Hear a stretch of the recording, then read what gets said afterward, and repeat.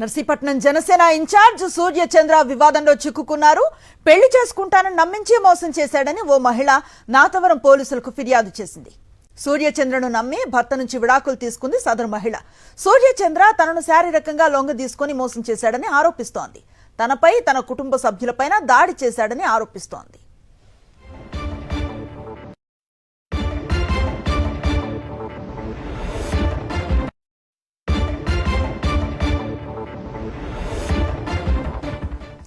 Narsipatnam Janasena incharge Suryachandra వివాదంలో చిక్కుకున్నారు. పెళ్లి చేసుకుంటానని నమ్మించి మోసం చేశాడని ఓ మహిళ నాతవరం పోలీసులకు ఫిర్యాదు చేసింది. సూర్యచంద్రను నమ్మి భర్త నుంచి విడాకులు తీసుకుంది సదరు మహిళ. సూర్యచంద్ర తనను శారీరకంగా లొంగదీసుకుని మోసం చేశాడని ఆరోపిస్తోంది. తనపై తన కుటుంబ సభ్యులపైన దాడి చేశాడని ఆరోపిస్తోంది. పూర్తి సమాచారం అందిస్తారు మా కరెస్పాండెంట్ అనిల్. అనిల్, ఆ యువతి ఏం చెప్తోంది? కంప్లైంట్ లో ఏం మెన్షన్ చేశారు? వివరాలేంటి? నర్సీపట్నం జనసేనకు సంబంధించినటువంటి ఇన్ఛార్జ్ సూర్యచంద్ర వరుస వివాదాలలో చిక్కుంటున్నటువంటి పరిస్థితి. తాజాగా ఓ మహిళ నాతవరం పోలీసులను ఆశ్రయించింది. సూర్యచంద్ర నిన్న తమ ఇంటికి వచ్చి తన తండ్రి తల్లిపై దాడి చేయడంతో పాటు తనను కూడా తీవ్రంగా కొట్టి నానా మాటలు అన్నాడని చెప్పి పోలీసులకు ఫిర్యాదు చేయడం జరిగింది.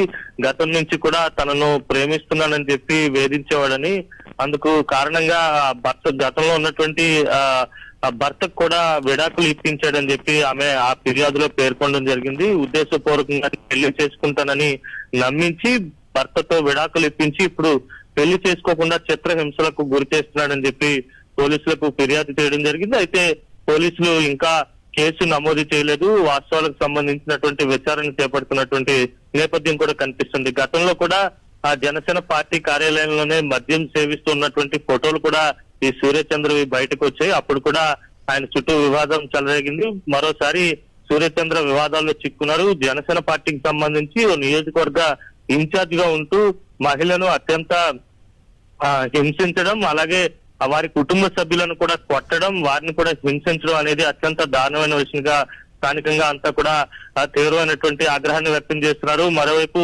లావణ్య అనే మహిళ ఎవరైతే ఫిర్యాదు చేశారో ఆ మహిళ కూడా తక్షణమే సూర్యచంద్రపై చర్యలు తీసుకుని అరెస్టు చేయాలని ఆమె డిమాండ్ చేస్తోంది. అలాగే తనకు తన కుటుంబానికి ప్రాణహాని ఉందని కూడా ఆమె ఆవేదన వ్యక్తం చేస్తుంది. చూడాలి మరి పోలీసులు ఏ మేరకు ఆయనపై చర్యలు తీసుకుంటారనేది. ఎందుకంటే ఆమెను కొట్టడం మాత్రమే కాదు, ఆ గ్రామంలో కూడా పూర్తిగా పరువు పోయే విధంగా సూర్యచంద్ర వ్యవహరించాడని చెప్పి ఆమె ఫిర్యాదులో కూడా పేర్కొనడం జరిగింది. ఓవరాల్ గా చూస్తే కనుక ఈ మహిళను మోసం చేయడమే కాకుండా ఈ మహిళకు సంబంధించినటువంటి కుటుంబ సభ్యులను చిత్రహింసలకు గురి చేసి వారిని కూడా కొట్టి చంపేటువంటి ప్రయత్నం కూడా చేయడం అనేది అత్యంత దారుణమైన విషయంగా పరిగణించాల్సి ఉంటుంది. అనుశ్రీ.